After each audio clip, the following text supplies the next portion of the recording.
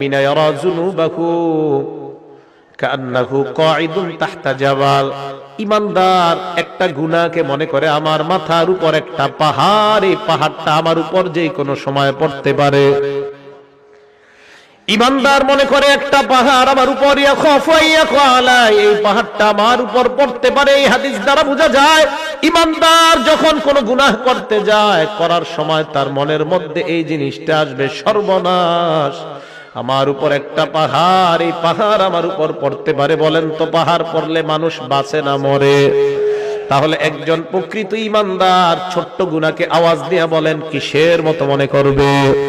আপনাদের হাত পায়ে ধরে বলি, আজকে থেকে গুনাহ করার আগে কথাটা মনে রাখবেন, আমি একজন ঈমানদার, একটা গুনাহ আমার কাছে পাহাড়ের মতো মনে হওয়া দরকার। যদি দেখাইতে পারতাম, সিনাটা ফাইরা আপনাদেরকে দেখাইতে পারতাম কত কষ্ট নিয়ে কথাগুলা বলতেছি। একজন ঈমানদারের উচিত গুনাহ করার আগে চিন্তা করা, আমার মাথার উপর একটা পাহাড়। আমি এই হাদিস পড়ে চিন্তা করি, সর্বনাশ, পাহাড় পড়লে তো মানুষ বাঁচে না, এর মানে একটা গুনাহ মানুষকে শেষ করে দিতে পারে, একটা গুনাহ। এবার নবী বলেন ওয়া ইন্নাল ফাজিরা, পাপাচার বান্দা ইয়ারা যুনুবাহু কাযুবাব মাররা আলা আনফিহি, পাপাচার বান্দা একটা গুনাহকে মনে করে মাছির মতো, নাকের সামনে দিয়ে চলে যায় একটা মাছি। যে মাছিটা নাকের সামনে দিয়ে যায় আবার আসে, কোনো কেয়ার করে না। একটা মাছি আমার সামনে দিয়ে গেছে, গুনাহকে কোনো গুনাহ মনে করে না। পাপাচার বান্দা গুনাহকে গুনাহ মনে করে না। গায়ে হলুদের অনুষ্ঠান করে কিছু মনে করে না, সাউন্ড বক্স বাজায় গান বাজায় কোনো কিছু মনে করবে না, বিশাল বড় বড় গানের পার্টি করবে কিছু মনে করবে না। তার কাছে মনে হবে একটা মাছির ডানা আমার সামনে দিয়ে যায় আবার আসে। বলেন তো যদি ঈমানদার হয় ওই গুনাহ কিসের মতো মনে হবে? মনে থাকবে নি? এবার শোনেন, নবী বলেন যদি গুনাহ হয়ে যায় আল্লাহর কাছে তওবা করো, আল্লাহ তোমার জিন্দেগীর গুনাহগুলো মাফ করে দিবেন। হাদিসের মধ্যে নবী উদাহরণ দিয়ে বুঝায়, লাল্লাহু আফরাহু বিতাওবাতি আবদিহি মিন রাজুল নাযালা মানজিলাত ওয়া বিহি মাহলাকা। কোন বান্দা একটা সফরে বের হয়, বের হওয়ার পর ওই বান্দা সফর করতে করতে অনেক দূর যায়, যাওয়ার পর হঠাৎ বান্দা এক জায়গায় বিশ্রাম নেওয়ার জন্য সফর বিরতি দেয়। হঠাৎ আশেপাশে তাকায় দেখে কোনো মানুষ নাই, ঘর নাই, ঘর বাড়ি কিছু নাই। যেই কোনো মুহূর্তে তার উপর কোনো হিংস্র প্রাণী আক্রমণ করতে পারে, অথবা কোনো ডাকাত দল তার উপর আক্রমণ করতে পারে। আশেপাশে তাকায় দেখে কেউ নাই, কেউ নাই। এবার ওই বান্দা, তার সাথে তিনটা জিনিস আছে। এক নাম্বার মাহু রাহিলা, তার সাথে আছে তার বাহন, বাহন। দুই নাম্বার আলাইহা তাআমুহু ওয়া শারাবু, ওই বান্দার বাহনের উপর তার খানা এবং তার পানি তার বাহনের উপর।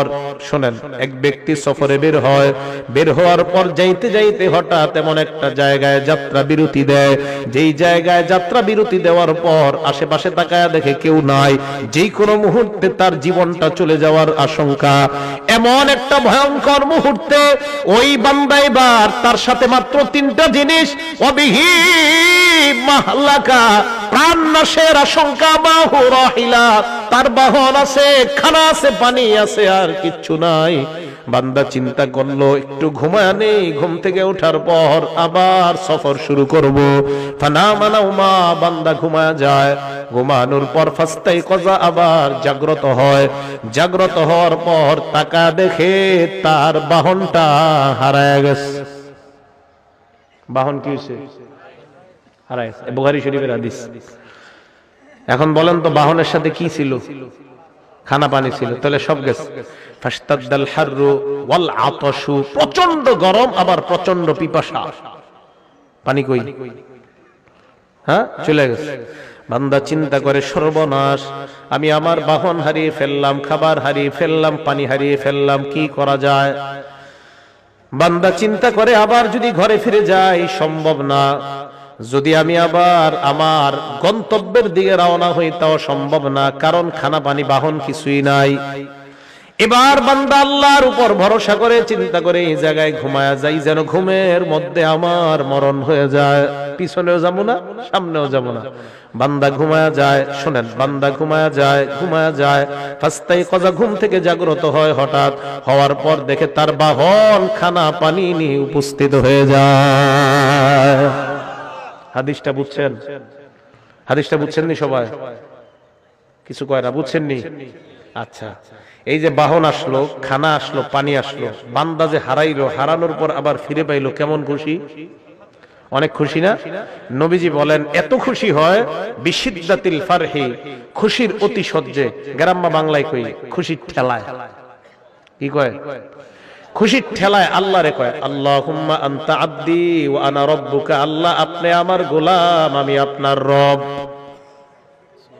হ্যাঁ, আল্লাহরে কয়, মানে এ জানে না, এর মুখ দিয়ে কি বাইর হইছে কইতে পারে না। ঠিক আছে না কথাটা?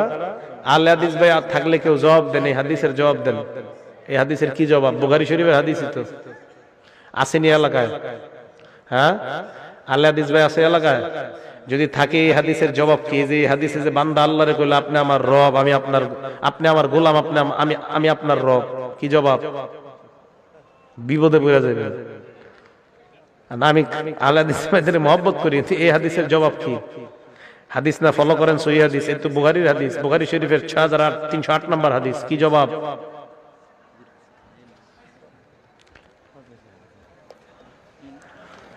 এর মানে বোঝা যায় বান্দার মাথা ঠিক ছিল না, আল্লাহরে কি বলছে বান্দার মনে নাই।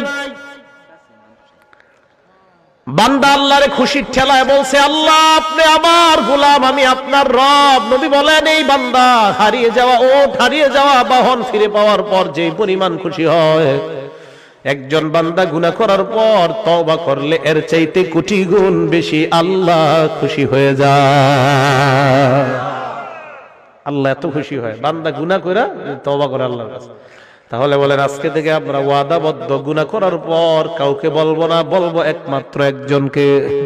আওয়াজ দিয়ে বলেন তিনি কে?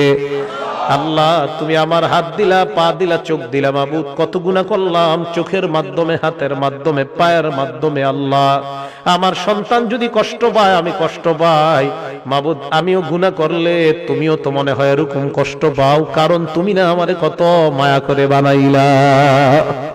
আল্লাহ না আমারে আপনারে মায়া করে বানাইছে। আপনার ছেলে কষ্ট পাইলে আপনার কত কষ্ট লাগে, তো আল্লাহ আমারে আপনারে বানাইছে।